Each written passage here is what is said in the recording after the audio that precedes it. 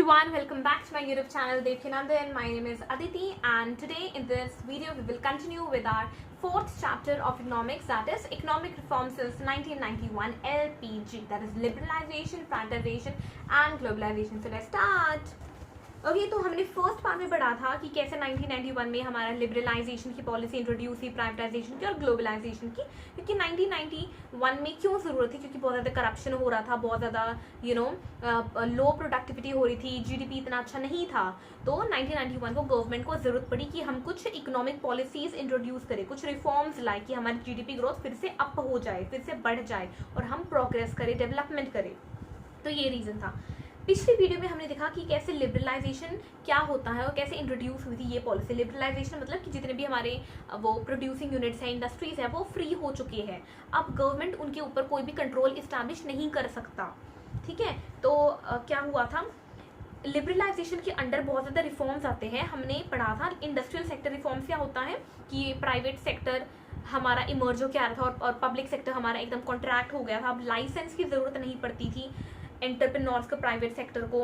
अब वो लाइसेंस के बगैर ही अपना इंडस्ट्रीज इस्टेब्लिश कर सकते थे, उनकी प्रोडक्शन कैपेसिटी बढ़ा सकते थे और अब वो सामान भी इंपोर्ट कर सकते थे, जैसे कि कैपिटल गुड्स। उन्हें गवर्नमेंट से कोई भी परमिशन लेने की ज़रूरत नहीं थी। ये हम सारा ऑलरेडी पढ़ चुके हैं इन पार्ट 1। तो अगर आपने पार्ट 1 नहीं देखा, so first please go and watch part 1 of this video and then only come to this part 2, नहीं तो फिर आपको कुछ चीज़ें नहीं समझ में आएगी। तो आज हमारा फर्स्ट टॉपिक है फाइनेंशियल सेक्टर रिफॉर्म्स। ये सारे रिफॉर्म्स जो ये हैं, ये सारे लिबरलाइजेशन के अंडर ही आते हैं। सेकंड जो रिफॉर्म आता है हमारा लिबरलाइजेशन के अंडर, वो है financial sector reforms. Financial sector क्या होता है, जैसे कि हमारा बैंकिंग सिस्टम हो गया, ठीक है। तो हमारा जो जितना भी फाइनेंशियल सेक्टर उसे कौन कंट्रोल करता है, कौन रेगुलेट करता है, by RBI, that is Reserve Bank of India. लेकिन 1991 में ये इंट्रोड्यूस हो गया था लिबरलाइजेशन, तो इसकी वजह से there was a shift in the role of RBI from a regulator to a facilitator.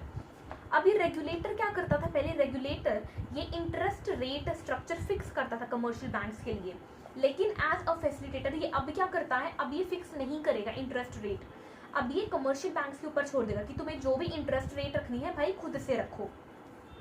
Because of liberalization, foreign investors can invest in Indian financial market.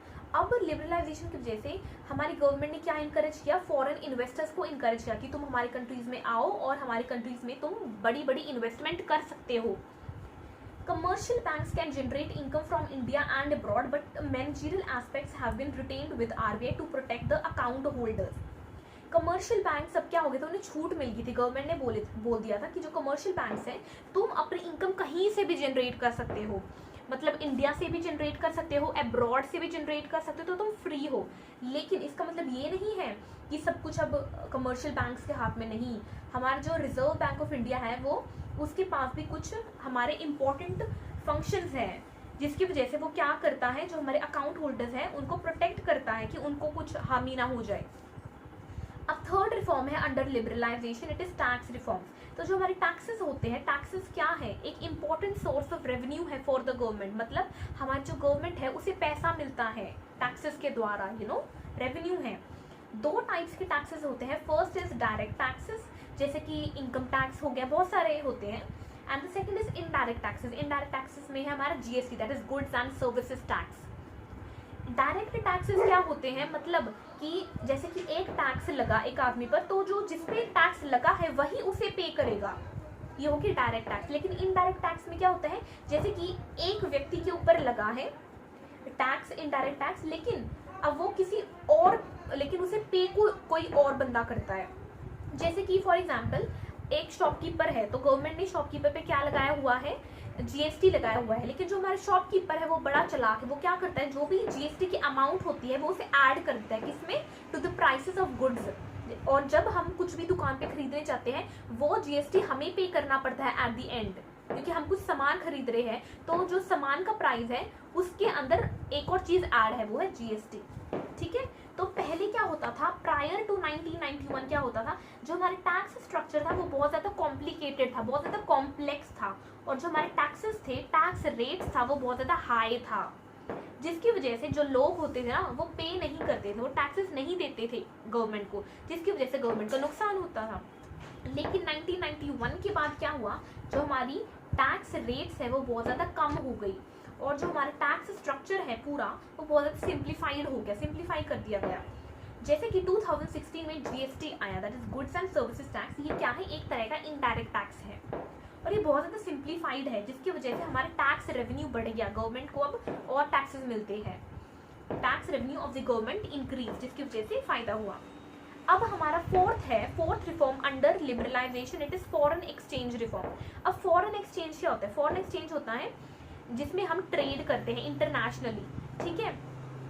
तो हमारा फॉरेन एक्सचेंज बहुत ज़्यादा कम था, तो 1991 में हमारी गवर्नमेंट ने एक पॉलिसी लॉन्च करी ऑफ डीवैल्यूएशन। डीवैल्यूएशन का मतलब होता है कि हमारे जो कंट्री की करेंसी है, जैसे हमारे कंट्री की करेंसी है रुपीज़, तो हम उसकी वैल्यू कम कर देंगे as compare to other currencies of the world, जिसकी वजह से क्या होता है, हमारा एक्सपोर्ट्स बढ़ जाते हैं। एक्सपोर्ट्स कैसे बढ़ते हैं हमारे, क्योंकि जो बाहर के लोग हैं, जो फॉरेनर्स हैं, उनको अब हमारी कंट्री में सामान सस्ता पड़ रहा है, उन्हें लगता है अरे वाह वाह भाई सस्ता सामान मिल रहा है उन्हें, तो वो और लेना चाहते हैं, वो और एक्सपोर्ट करवाते हैं, ठीक है। जिसकी वजह से we are able to earn foreign exchange, जिसकी वजह से हमारी कंट्री में क्या आ रहा है, फॉरेन एक्सचेंज आ रहा है, क्योंकि हम अपने कंट्री की वस्तुएं बाहर क्या करते हैं, एक्सपोर्ट करते हैं, बाहर देते हैं, ठीक है। तो इंटरनेशनल ट्रेड बढ़ गया था हमारा। फिफ्थ हमारा है trade and investment policy reforms. इसमें क्या है, हम ट्रेड की बात करेंगे, कैसे इंपोर्ट बढ़ा, कैसे एक्सपोर्ट बढ़ा, और इन्वेस्टमेंट की बात करेंगे। इन्वेस्टमेंट मतलब कि कैसे हमारी इन्वेस्टमेंट भी बढ़ रही थी हमारी कंट्रीज में। Increasing international competitiveness of the domestic industry, ये क्या एम था इसका, रिफॉर्म का एम था कि हम इंटरनेशनली भी अपनी कंट्री को, डोमेस्टिक इंडस्ट्री को रिप्रेजेंट करें, हम अपने सामान को इतना अच्छा बनाओ फिर बाद में बाहर दे दे, एक्सपोर्ट करें। ये था कि इंटरनेशनली भी हमें लोग जाने। सेकंड है मोर फॉरेन इन्वेस्टमेंट, इसका एम सेकंड था कि हम अपनी फॉरेन इन्वेस्टमेंट बढ़ाएं। एंड थर्ड एम क्या है, हमारे इंपोर्ट्स भी बढ़े। इंपोर्ट्स कैसे बढ़ेंगे, क्योंकि हम अपनी कंट्री में एफिशिएंट टेक्नोलॉजी ला सके बाहर से, और ये एफिशिएंट टेक्नोलॉजी लाके हम क्या करेंगे, हम अपनी इंडस्ट्रियलाइजेशन बढ़ाएंगे, जिसकी वजह से हम different types of goods produce करेंगे, different types of services produce करेंगे लोगों के लिए, जिसकी वजह से हमारी इकोनॉमी और भी ज़्यादा प्रॉस्पेरस हो, और भी ज़्यादा ग्रोथ हो, और भी ज़्यादा डेवलपमेंट हो। तो ये हमारा एम था। तो इसके लिए हमने किया क्या, गवर्नमेंट ने जितनी भी रिस्ट्रिक्शंस थी, जितनी भी लिमिटेशन थी इंपोर्ट्स पे एक्सपोर्ट्स पे, उन्हें क्या कर दिया, उन्हें एबॉलिश कर दिया गया, उन्हें हटा दिया गया।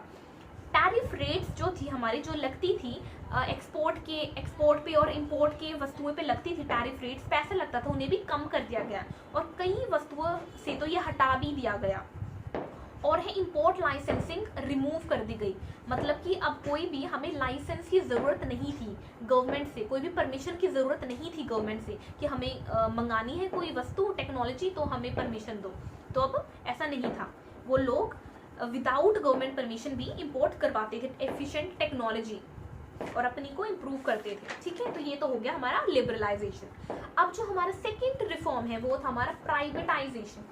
प्राइवेटाइजेशन का मतलब क्या होता है कि हमारा प्राइवेट सेक्टर बढ़ रहा है, एक्सपैंड हो रहा है, और जो हमारा गवर्नमेंट है वो गवर्नमेंट क्या कर रहा है, पीछे हट रहा है। अब वो सारा हैंडल नहीं कर रहा, वो सारा कंट्रोल नहीं करता, किसके हाथ में बात है, पावर आ गई है अब प्राइवेट सेक्टर के बारे में। सो अभी डेफिनेशन पढ़ते हैं। It is the emergence of private sector and withdrawal of government. ये होता कैसे है, ये होता है through the policy of disinvestment. Disinvestment का मतलब क्या होता है कि जितनी भी गवर्नमेंट के पास एंटरप्राइजेस